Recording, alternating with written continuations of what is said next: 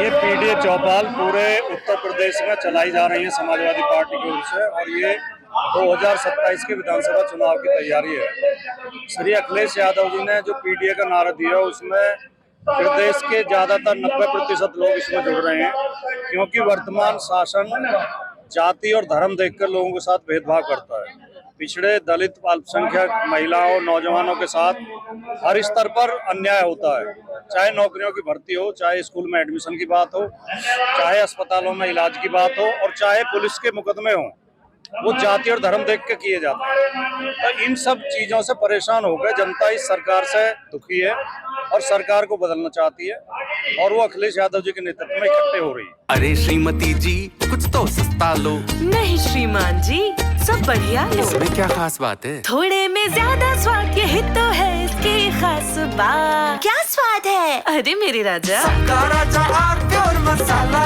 लेकिन अलग अलग जो पीढ़ी की फुल फॉर्म है वो सत्ताधारी लोग दे रहे हैं। नेताएं जो है कभी पीढ़ी की फुल फॉर्म कुछ बताते हैं, कभी कुछ बताते हैं, यहाँ तक कि ये तक कहते हैं कि परिवारवाद को लेकर पीढ़ी चौपाल चलाई जा रही है। अखिलेश यादव सिर्फ अपने परिवार को आगे बढ़ा रहे हैं। देखिए, राजनीतिक पार्टियां एक दूसरे की आलोचना करती हैं। कौन राजनीतिक पार्टी हमारे लिए क्या कहती है ये अलग विषय है, लेकिन हमारे नेता की नीयत साफ है, हमारे नेता की दृष्टि साफ है, उनका विजन साफ है।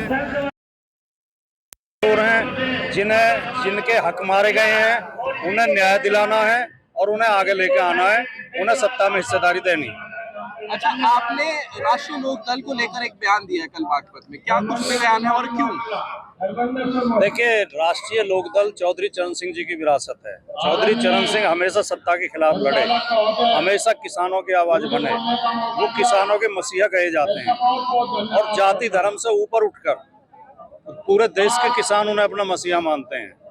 लेकिन जयंत चौधरी उस पार्टी के साथ चले गए, राष्ट्रीय लोकदल को लेकर, जिस पार्टी ने किसानों को 13 महीने तक दिल्ली की राजधानी में नहीं घुसने दिया, देश की राजधानी में नहीं घुसने दिया, और 700 किसान शहीद हो गए। ऐसी अत्याचारी पार्टी के साथ जाने से चौधरी चरण सिंह के समर्थक उनसे नाराज हैं, और इसलिए राष्ट्रीय लोकदल के साख और विश्वास खत्म होता जा रहा है। आप कह रहे हैं कि विश्वास खत्म होता जा रहा है, लेकिन अभी जो जिला अध्यक्ष जो प्रभारी बनाए त्रिस्तरीय पंचायत चुनाव के आरएलडी के, उनका ये कहना है कि हम जो चुनाव लड़ेंगे पंचायत के चुनाव वो अकेले लड़ रहे हैं, कोई साथ नहीं ले रहे किसी का। क्या आपको लग रहा है कि ये जो गठबंधन है कहीं ना कहीं आगे जाके दरार पैदा हो जाएगी इसमें?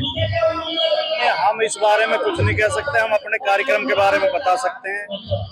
अब उनके गठबंधन में क्या चल रहा है अंदर खाने, उनकी क्या लड़ाई है, क्या मांगे पूरी नहीं हुई उनकी, या क्या उन्हें मिला नहीं जो वो मांग रहे थे, ये तो या तो वो बता सकते हैं या बीजेपी बता सकती है। और हमें उनकी लड़ाई से कुछ लेना देना है भी नहीं, हम तो अपने लोगों को इकट्ठे कर रहे हैं। क्या अखिलेश यादव जयंत चौधरी को फिर से बाहर खोल के अपने साथ जोड़ना पसंद करेंगे आने वाले समय में? ये मेरे स्तर का मामला नहीं है, इसका जवाब मेरे नेता देंगे। मैं पार्टी का प्रवक्ता हूँ, मैं जो वर्तमान पॉलिसी है और जब वर्तमान निर्णय पार्टी के उन्हें बता सकता हूँ। भविष्य में क्या होगा इसके बारे में हमारे नेता बता सकते हैं। बीजेपी एक अभियान चला रहा है, कि स्वदेशी अपनाएं, इसको लेकर आपका क्या कहना है? सबसे ज्यादा तो स्वदेशी जो सत्यानाश किया वो बीजेपी ने किया। नरेंद्र मोदी जी ने जो नारे दिए उन्हें तो देसी भाषा में दे नहीं पाए। Make in India, startup India, जो सब तमाम नारे हैं उनके वो सब अंग्रेजी में।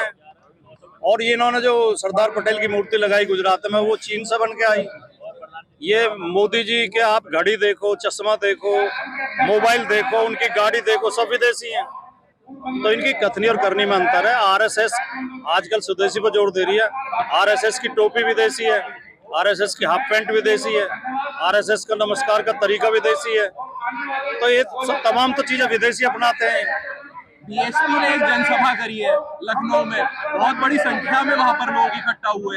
किस तरीके से देख रहे हैं? उन्होंने ऐलान भी कर दिया कि 27 को चुनाव अकेले लड़ेंगे, और समाजवादी पार्टी को लेकर भी कई बयान दिए हैं। नहीं, वो जो रैली थी वो मान्यवर काशीराम जी की जयंती का कार्यक्रम था। मान्यवर काशीराम एक महापुरुष थे, उनके ऊपर देश के बहुत लोग श्रद्धा रखते हैं। समाजवादी पार्टी ने भी मान्यवर काशीराम की जयंती अपने सभी जिला कार्यालयों में मनाई, तो वो लोग एक तो उनके प्रति श्रद्धा रखते हुए शामिल हुए थे। दूसरे वहाँ पे कुछ गाड़ियां ऐसी भी देखी गई जिनमें बीजेपी के झंडे लगे हुए थे। और जिस तरह बहन जी ने सरकार की प्रशंसा की, ये लोगों की समझ में नहीं आ रहा कि विरोधी पार्टी के नेताओं का जो जिम्मेदारी बनती है वो सरकार की आलोचना करने की बनती है। जो पार्टी सरकार का समर्थन कर रही हो वो कैसा चुनाव लड़ पाएगी, ये समझ से बाहर है। या बीएसपी बीजेपी की बी पार्टी है जो कहा जाता है? बहन जी के पिछले 1 साल के बयानों से तो यही लग रहा है बहन जी बीजेपी पे कभी निशाना नहीं साधती, समाजवादी पार्टी के ऊपर निशाना साधती हैं, कांग्रेस के ऊपर साधती हैं। तो ये तो बहन जी को तय करना है कि वो सत्ता के साथ हैं, सत्ता के विरोध में। आप पीडीए चौपाल चला रहे हैं, ऐसे में बीएसपी का ये कहना कि वो अकेले चुनाव लड़ेंगे विधानसभा के 2027 में, और उनका जो वोट बैंक माना जाता है ज्यादातर वो दलित और अल्पसंख्यक ही माना जाता है, तो किस तरीके से आप जीत पाएंगे? उत्तर प्रदेश में आखिरी चुनाव 2024 का लोकसभा चुनाव हुआ है। हम 37 सीटें लेकर सबसे बड़ी पार्टी है उत्तर प्रदेश की, और बहन जी की पार्टी को एक भी सीट नहीं मिली, तो इससे आप अंदाजा लगाइए। कुछ तो सस्ता लो, सब बढ़िया लो, इसमें क्या खास बात है? थोड़े में ज्यादा स्वाद, यही तो है इसकी खास बात।